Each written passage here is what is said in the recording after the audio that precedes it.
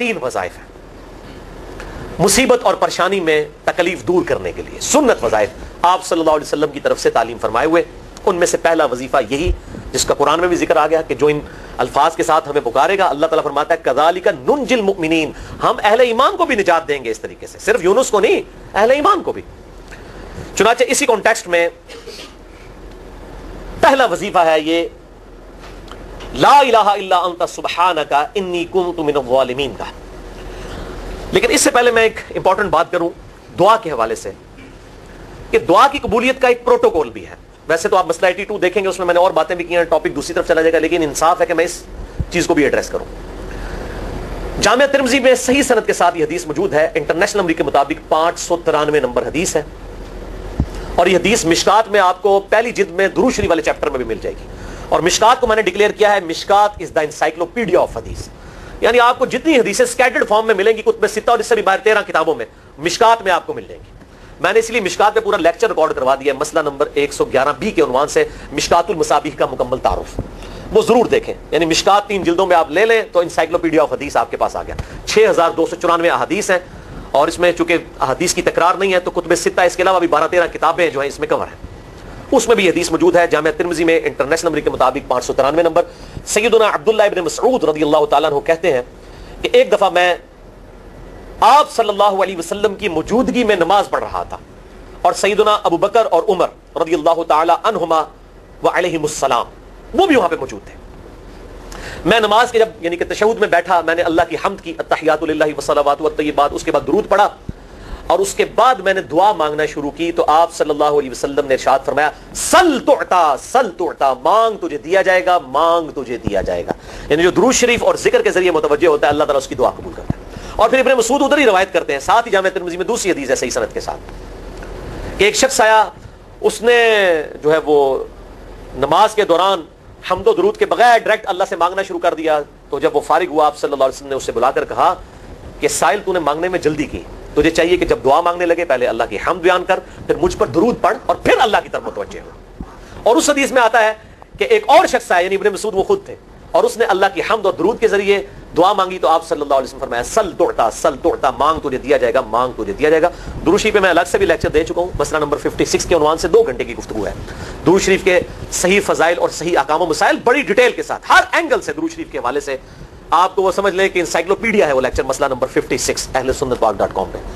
تو دعا کے لیے حمد اور درود شریف ضروری. اس لیے دیکھیں نماز کی انٹلیکچوئل ترتیب ہے، آپ پہلے دعا کرتے ہیں التحیات للہ والصلوات والطیبات، اللہ کی حمد کرتے ہیں، پھر نبی صلی اللہ علیہ وسلم پر سلام عرض کرتے ہیں السلام علیکم ایھا النبی، اس کے بعد آپ درود پڑھتے ہیں، اور اینڈ پہ آپ دعا مانگتے ہیں اللہم انی اعوذ بک من عذاب جہنم ومن عذاب القبر ومن فتنة المحیا والممات ومن شر فتنة المسیح الدجال یا اللہم ربنا آتنا فی الدنیا حسنة وفی الآخرة حسنة وقنا عذاب النار یا رب اجعلنی مقیم الصلاة ومن ذریتی ربنا وتقبل دعائی ربنا اغفر لی ولوالدی وللمؤمنین یوم یقوم الحساب. کوئی بھی دعائیں مانگیں، یہ بھی مانگیں جو میں وظائف بتا رہا ہوں، کیونکہ بخاری اور مسلم کی متفق علیہ حدیث ہے.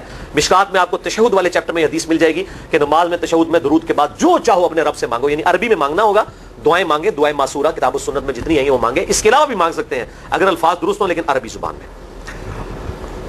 تو یہ پہلا وظیفہ جامعہ ترمذی میں انٹرنیشنل نمبر کے مطابق 3505، مشکات میں 2292 نمبر یہ حدیث ہے. اور قرآن حکیم میں تو ہم پڑھ چکے ہیں سورۃ الانبیاء آیت نمبر 87 اور 88 میں آپ صلی اللہ علیہ وسلم نے ارشاد فرمایا کہ یونس علیہ السلام نے مچھلی کے پیٹ میں اپنے رب کو ان الفاظ کے ساتھ پکارا تھا لا الہ الا انت سبحانک انی کنت من الظالمین. اور پھر آپ صلی اللہ علیہ وسلم نے فرمایا کہ جو کوئی شخص اپنے کسی بھی معاملے میں کسی بھی پریشانی میں اس دعا کے ذریعے اللہ کی طرف متوجہ ہو، اللہ تعالیٰ اس کی دعا کو قبول فرما لیتا ہے. اور قرآن میں بھی آ گیا نا کذالک ننجی المؤمنین. اور کتنا بڑا فتویٰ آیا میرے بھائیو، سورہ الصافات 143 144 فلولا انہ کان من المسبحین، اگر یونس ہمیں ان الفاظ میں ہماری تسبیح نہ کرتا للبث فی بطنہ الی یوم یبعثون، تو مچھلی کے پیٹ میں قیامت تک مچھلی کے پیٹ میں رہتا. اگر اس طرح نہ ہمیں پکارتا اس کی قبر مچھلی کا پیٹ بن جاتی. یعنی یہ اتنا عطاب، اور وہ دور ہو گیا اس دعا سے، بہت بڑے اسماء اعظم میں سے. تو یہ بہترین دعا، بہترین وظیفہ، اسماء اعظم میں سے بہترین چیز، اور سب سے بڑھ کر جو میں نے بات کی کہ بہترین استغفار، اللہ سے توبہ مانگنے کا بہترین ذریعہ. اور کس طریقے سے؟ اے اللہ تو پاک ہے نا، تجھ سے تو غلطی نہیں ہوگی، میں بندہ ہوں غلطی کروں گا تو اللہ نے تو معاف کرنا ہے نا. کیونکہ جب بندے نے اپنی عاجزی کا اظہار کر لیا ہے اور اللہ تعالیٰ کو بتایا اللہ یہ تیری کوالٹی ہے، تو غلطی نہیں کرتا، تو میں تو انسان ہوں، غلطی کروں. تو یہ ہے پہلا وظیفہ. دوسرا وظیفہ وہ بھی جامعہ ترمذی میں انٹرنیشنل نمبر کے مطابق 3524 نمبر حدیث ہے، لیکن ترمذی کا طریق جو ہے وہ ضعیف ہے. یہ میں پہلے بتا دوں، امام ترمذی نے ساتھ لکھا ہے یہ روایت کمزور ہے، لیکن ضروری نہیں ہوتی کہ روایت اگر ترمذی میں کمزور ہے تو کہیں اور وہ روایت صحیح نہیں موجود ہے. اس کی صحیح سند المستدرک للحاکم میں انٹرنیشنل نمبر کے مطابق 1862 نمبر موجود ہے، اور سنن نسائی الکبریٰ میں 10492 نمبر ہے، اور مشکات میں بھی 2454 نمبر حدیث ہے انٹرنیشنل نمبر کے مطابق. تو صحیح سند المستدرک للحاکم اور سنن نسائی الکبریٰ کے اندر موجود ہے.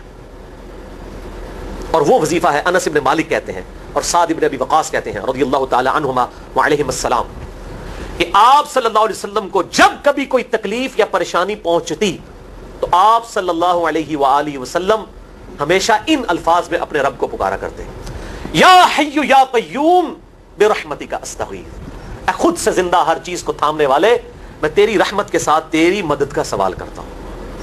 استغیث بولیں گے نا الف کے ساتھ حمزہ کے ساتھ تو یہ سنگولر کا صیغہ ہوگا، اور اگر ہم بولیں گے نستغیث نون کے ساتھ تو یہ جمع کا صیغہ بن جائے گا. یہ میں اس لیے بتا رہا ہوں، لوگ پوچھ رہے ہوتے ہیں جی بعض جگہ لکھا ہوتا ہے جناب نستغیث، بعض جگہ لکھا ہوتا ہے استغیث، کیا کریے؟ وہ نستغیث جمع کا صیغہ بنا لیا جاتا ہے. جیسے دعا ہے سنن ابی داؤد میں اللہم اجرنی من النار، لیکن اگر جمع کا صیغہ بنائیں گے تو اللہم اجرنا من النار ہو جائے گا. اس طریقے سے دعائے قنوت کے الفاظ ہیں اللہم اہدنی فی من ہدیت، تو جمع کا صیغہ ہوگا اللہم اہدنا فی من ہدیت. یہاں پر بھی ہے یا حی یا قیوم برحمتک استغیث سنگولر کا صیغہ، اور نستغیث پلورل کا صیغہ جمع کا صیغہ. کتنی بہترین دعا ہے، اے خود سے زندہ ہر چیز کو تھامنے والے میں تیری رحمت کے ساتھ تیری مدد کا سوال کرتا ہوں. تو یہ بھی اسماء اعظم میں سے ہے. سنن نسائی الکبریٰ کے اندر صحیح سند کے ساتھ 10492 اور المستدرک للحاکم میں 1862 نمبر. اب یہاں پہ میں ایک ضمناً بات بتا دوں سنن نسائی الکبریٰ کے بارے میں، چونکہ اکثر لوگ پوچھتے ہیں. میرے بھائیو، ایک سنن نسائی وہ ہے جو کتب ستہ میں ہم پڑھتے ہیں، اس میں یہ کتاب لکھی ہے امام احمد بن شعیب نسائی رحمہ اللہ تعالی المتوفی 303 ہجری. کتب ستہ میں یہ ویسے 5ویں نمبر پہ گنی جاتی ہے، لیکن بخاری اور مسلم کے بعد دنیا میں سب سے صحیح ترین کتاب سنن نسائی ہے. سب سے کم ضعیف حدیثیں اس کے اندر ہیں. بخاری مسلم کے بعد تیسرا نمبر اس کتاب کا ہے. دنیا کی کوئی حدیث کی کتاب بخاری مسلم کے بعد صحیح نہیں ہے جتنی سنن نسائی ہے. سنن نسائی جو ہمارے پاس کتب ستہ میں ہے نا، اس میں ہے 5761 احادیث انٹرنیشنل نمبر کے مطابق. اور یہ ساری انٹرنیشنل کتابیں عربی میں، انگلش میں اور اردو میں ہماری ویب سائٹ ahlsunnatpak.com پہ فری اس کا PDF موجود ہے، آپ ڈاؤن لوڈ کر سکتے ہیں. 5761 احادیث ہیں اس سنن نسائی میں جو ہمارے پاس ہے. اسے ویسے ٹیکنیکل لینگویج میں کہا جاتا ہے سنن نسائی الصغریٰ، چھوٹی سنن نسائی، کیونکہ امام نسائی نے یہ کتاب نہیں لکھی تھی. امام نسائی نے کتاب لکھی تھی سنن نسائی الکبریٰ، بڑی سنن نسائی، اور اس میں حدیث ہیں انٹرنیشنل نمبر کے مطابق 11770. بخاری مسلم سے بھی زیادہ حدیث ہیں اس میں. لیکن یہ امام نسائی کے ایک شاگرد تھے امام ابن السنی، انہوں نے اس کو مختصر کر کے نا چھوٹی کتاب بنا دیا، اور اب پبلک میں یہی چھوٹی کتاب مشہور ہے. اس کی وجہ سے جب ہم سنن نسائی الکبریٰ کا آپ مشکات میں دیکھیں گے نا تو وہ فرق نہیں کرتے ہیں. جب وہ سنن نسائی کا حوالہ دیتے ہیں نا تو آپ کو نسائی میں وہ ملے گا بھی نہیں، وہ الکبریٰ میں ہوتا ہے، کیونکہ وہ اس تفریق کو مانتے نہیں. وہ تو سنن نسائی الکبریٰ کو سنن نسائی مانتے ہیں، جبکہ ہماری پبلک جو ہے وہ سنن نسائی، وہ میں حوالہ دے رہا ہوتا ہوں کہ جی سنن نسائی الکبریٰ میں 9928 نمبر حدیث ہے کہ جو آیت الکرسی پڑھ لے فوراً بعد کسی بھی نماز کے فرض کے فوراً بعد تو مرتے ہی جنت میں داخل ہوگا. تو لوگ کہتے ہیں جناب نسائی تے حدیث ہیں جناب 5761 ہے، تسی 9928 کی تمہیں دس دو. تو میں ساتھ حالانکہ بول رہا ہوتا ہوں سنن نسائی الکبریٰ، میں نے کبھی اس کے بغیر نہیں بولا. تو الکبریٰ سے آپ کا دماغ تو کام کرنا چاہیے، الکبریٰ کیوں بول رہا ہے ساتھ؟ کوئی الصغریٰ بھی ہے جس کی یہ الکبریٰ ہے بڑی، اور ہمارے گرین کارڈ میں یہ وظیفہ لکھا ہوا ہے الکبریٰ کے ساتھ. اسی طریقے سے جو میرا وہ واقعہ کربلا کے اوپر 150 اسناد پر مشتمل پمفلٹ ہے، ریسرچ پیپر نمبر 5B واقعہ کربلا کا حقیقی پس منظر 72 صحیح الاسناد احادیث کی روشنی میں.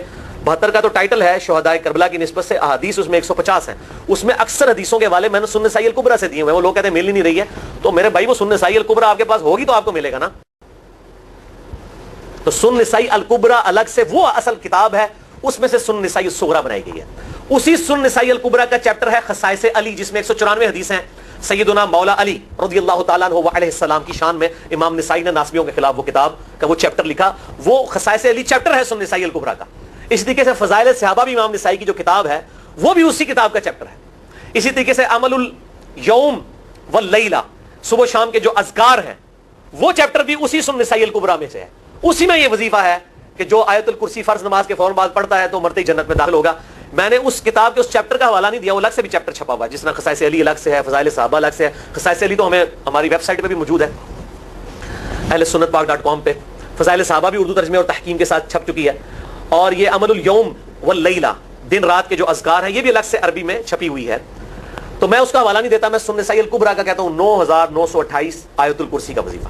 تو یہ سنن نسائی الکبریٰ کا میں نے حوالہ دیا ہے، یا حی یا قیوم برحمتک استغیث 10492 صحیح طریقہ ہے. بعض اوقات کسی ایک کتاب میں ضعیف، ترمذی کا اس کا طریق جو ہے وہ ضعیف ہے، سنن نسائی الکبریٰ اور المستدرک للحاکم کا طریق جو ہے وہ بالکل صحیح ہے. جس طریقے سے سنن ابی داؤد اور سنن ابن ماجہ میں کتاب النکاح چیپٹر میں حدیث ہے، اگر میں سجدہ جائز سمجھتا تو بیویوں کو کہتا کہ اپنے خامدوں کو سجدہ کریں اس حق کے سبب جو اللہ نے ان کو دیا ہے. تو ابو داؤد اور ابن ماجہ کی روایت ضعیف ہے، اس میں شریک القاضی مدلس ہے اور ان سے روایت کر رہے ہیں، اور مدلس کی ان والی روایت سما کی تصریح کے بغیر ضعیف ہوتی ہے. لیکن ہم اس حدیث کو صحیح کہتے ہیں کیونکہ اس سما کی تصریح سنن البہیقی کے اندر موجود ہے، الکبریٰ میں. تو ہم پھر اس کی بنیاد پہ کہتے ہیں چونکہ وہاں پر صحیح، لہٰذا اس کو ہم کہتے ہیں شواہد کی بنیاد پہ صحیح. یہ میں آپ کو ٹیکنیکل چیزیں بتا رہا ہوں، یہ وہ چیزیں جو آپ کے کئی وہ جو بڑے بڑے علماء پڑھ کے فارغ ہوتے ہیں ان کو بھی یہ باتیں نہیں پتہ ہوتی ہیں. وہ کہتے ہیں جناب آپ کتوں پڑھے ہو، اور میں کہنا بھائی میرے آئنسٹائن تے نیوٹن کو کسی مدرسے تو پڑھنے کی ضرورت نہیں ہوتی. نیوٹن 8ویں کلاس ہی نسیا ہوا ہے. آج نیوٹن ہوتے پی ایچ ڈی ہوتی فزکس تھی. مجھے غامدی صاحب کا جملہ یاد آیا، ان سے کسی نے پوچھا کہ یہ جو روایتی علماء ہیں اور مولانا مودودی آپ ان کو کیسے دیکھتے ہیں؟ ان کا روایتی علماء جو ہیں یہ تو مدرسوں کے اسٹوڈنٹس اور فاروق تحصیل ڈگری ہولڈر ہیں، اور مودودی صاحب جو ہیں ان کی مثال تو آئنسٹائن اور نیوٹن والی ہے، ان کے اوپر پی ایچ ڈیز ہوتی ہیں. یہ گاڈ گفٹڈ صلاحیتیں ہوتی ہیں. ان مدرسوں کی آؤٹ پٹ مودودی صاحب اور ڈاکٹر اسرار، ڈاکٹر ذاکر نائک اور احمد دیدار صاحب تو نہیں ہو سکتے. یہ گاڈ گفٹڈ صلاحیتیں ہوتی ہیں. تو میں اس لیے سیاست کلیئر کر رہا ہوں تاکہ یہ جو ایمبیگوٹیز آتی ہیں اس حوالے سے وہ کلیئر ہو جائیں. بہرحال یہ دوسرا وظیفہ ہو گیا. اب تیسرا وظیفہ جو ہے کمال وظیفہ، صحیح بخاری میں موجود ہے، انٹرنیشنل نمبر کے مطابق 4563 نمبر. ابن عباس رضی اللہ تعالی عنہما کہتے ہیں وعلیہم السلام، وہ کہتے ہیں کہ سیدنا ابراہیم علیہ السلام کو جب آگ میں پھینک رہے تھے نا تو ابراہیم علیہ السلام نے اس وقت کہا تھا حسبنا اللہ ونعم الوکیل، ہم نے اللہ ہی پر بھروسہ کیا اور وہی بہتر کارساز ہے. اور تمہارے نبی صلی اللہ علیہ وسلم کو بھی جب مصیبت اور پریشانی آتی تھی وہ بھی پڑھا کرتے تھے حسبنا اللہ ونعم الوکیل، ہم نے اللہ ہی پر بھروسہ کیا اور وہی بہتر کارساز ہے. اس کے اندر وہ شعر جو بنا دیا نا نعم المولا ونعم النصیر، ویسے الگ سے آیت ہے، الگ سے آیت ہے، لیکن یہ شعر نہیں بنانا، بس اتنا ہی وظیفہ ہے حسبنا اللہ ونعم الوکیل.